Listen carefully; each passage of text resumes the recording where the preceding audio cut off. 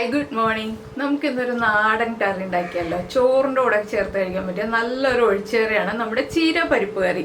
ചീര പരിപ്പ് കറി നമ്മൾ പല രീതിയിൽ ഉണ്ടാക്കാറുണ്ട്. ഇത് ഞാനിപ്പോൾ നമ്മുടെ നാടൻ ചീരയും നമ്മുടെ തൂരപ്പരിപ്പല്ല മസൂർ ദാൽ ഉപയോഗിച്ചാണ് ഉണ്ടാക്കുന്നത്. നിങ്ങൾക്ക് തൂരപ്പരിപ്പാണ് കയ്യിലുള്ളതെങ്കിൽ തൂരപ്പരിപ്പ് ചേർക്കാം, മസൂർ ദാലാണ് കയ്യിലുള്ളതെങ്കിൽ മസൂർ ദാൽ ചേർക്കാം.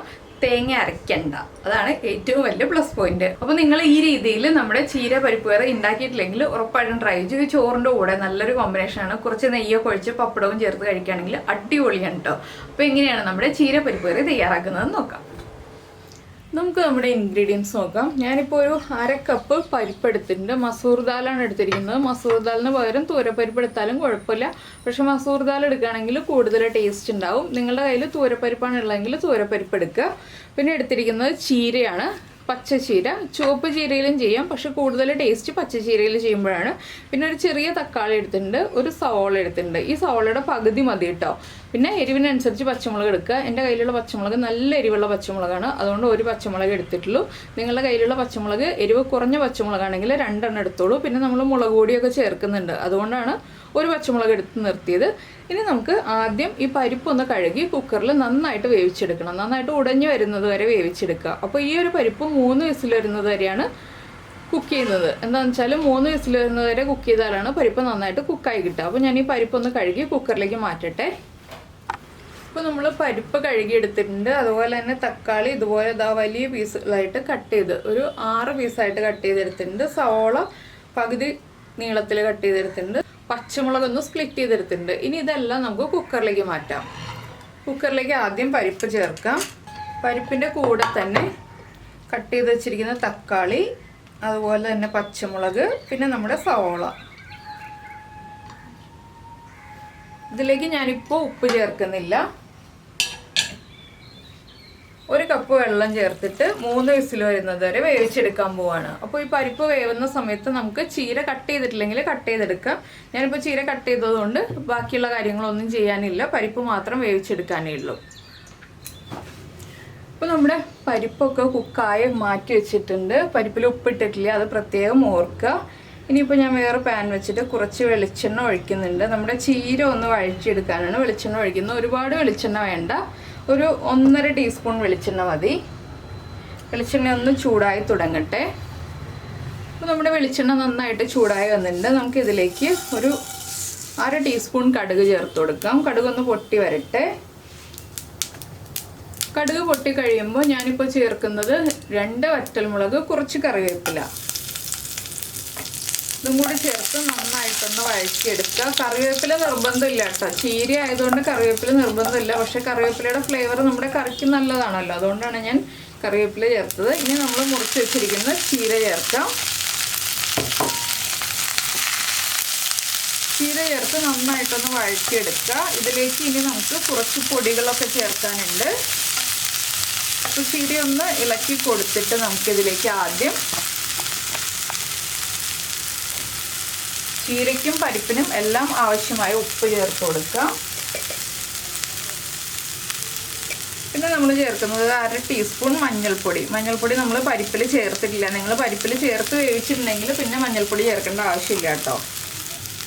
പിന്നെ നമ്മൾ പച്ചമുളക് പരിപ്പിൽ ചേർത്ത് വേവിച്ചിട്ടുണ്ട്. എങ്കിലൊരു കളറിനായിട്ട് 1/2 ടീസ്പൂൺ കാശ്മീരി ചില്ലി പൗഡർ ഞാൻ ചേർക്കുന്നുണ്ട്. എൻ്റെ പച്ചമുളകിൻ്റെ എരിവ് ഞാൻ പറഞ്ഞല്ലോ, അതുകൊണ്ടാണ് കാശ്മീരി ചില്ലി പൗഡർ ചേർക്കുന്നത്. ഇനി ഇതൊന്ന് നന്നായിട്ട് ഇളക്കി ചീര ഒന്ന് കുക്കായി വരണം. ചീര കുക്കാവാനായിട്ട് 1 മിനിറ്റ് മതി കേട്ടോ. ഒരുപാട് ഓവർ കുക്കായി ചീര ഉടഞ്ഞു പോവണ്ട, എന്താണെന്ന് വെച്ചാൽ കുഴഞ്ഞു പോവണ്ട. പരിപ്പൊക്കെ ചേർത്ത് വരുമ്പോൾ ചീര കറക്റ്റായിട്ട് കുക്കായിക്കോളും.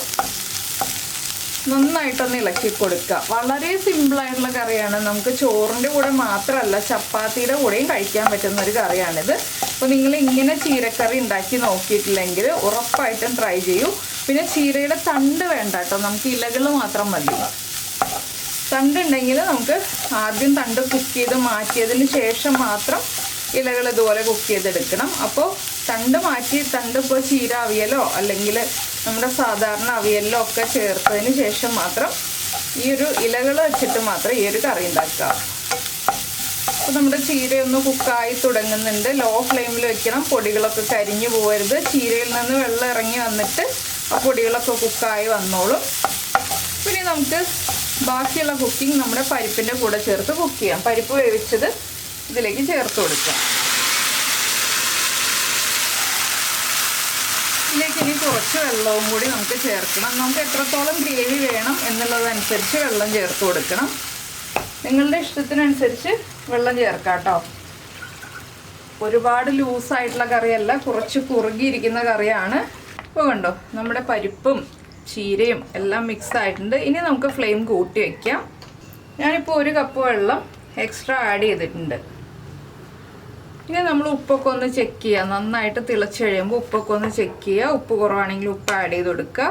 പുളിയൊക്കെ ഉണ്ടാവും. തക്കാളിയുടെ ആ ഒരു ഉപ്പ് മാത്രമേ നമുക്ക് ചെക്ക് ചെയ്യാനുള്ളൂ. ഇനി നന്നായിട്ട് തിളച്ച് കഴിയുമ്പോൾ നമുക്ക് ഫ്ലെയിം ഓഫ് ചെയ്യാം. വളരെ സിമ്പിളായിട്ട് നമുക്കൊരു ചീരക്കറി ഉണ്ടാക്കാം, തേങ്ങ അരയ്ക്കാതെ. അപ്പോൾ നല്ല കൊഴുപ്പോട് കൂടിയ ചീരക്കറിയാണിത്.